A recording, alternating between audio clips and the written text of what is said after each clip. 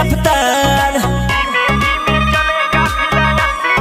हाँ हाँ बांधी कलर की पगड़ी बाटे सौ लड़का तैयार। धीमे धीमे चले काफिला 80 के रफ्तार। खूब नारा लागे जय मुलायम जय अखिलेश जय जय शिवपाल।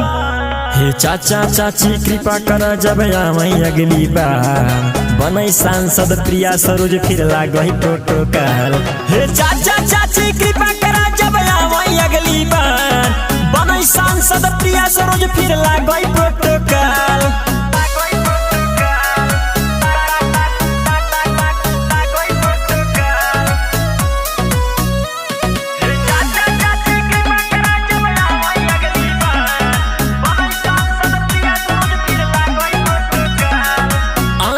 विकास होई अब मछली शहर में रच के कहानी। गली गली में साइकिल दौड़ी सभे अपन सीना तानी। आंधी विकास होई अब मछली शहर में रच के कहानी। गली गली में साइकिल दौड़ी सभे अपन सीना तानी। अरे भैया बहनी बाबू माई दीहा अब की ध्यान। हे चाचा चाची कृपा कर जब आमई अगली बार। बनई सांसद प्रिया सरोज फिर लागई प्रोटोकॉल। हे चाचा चाची कृपा कर जब आमई अगली बार। बनई सांसद प्रिया सरोज फिर लागई प्रोटोकॉल।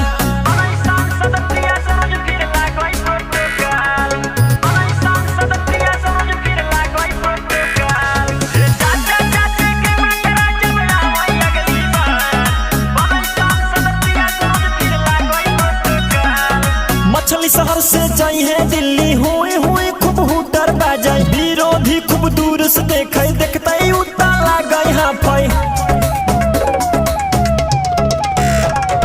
मछली शहर से जाई है दिल्ली हुए हुए खूब हुटर बाजाई। विरोधी खूब दूर से देखे देखते उता लागई हाफाई।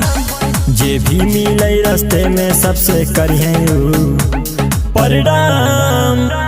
हे चाचा चाची कृपा कर जब आमई अगली बार। बनई सांसद प्रिया सरोज फिर लागई प्रोटोकॉल। हे चाचा चाची कृपा कर जब आमई अगली बार। बनई सांसद प्रिया सरोज फिर लागई प्रोटोकॉल।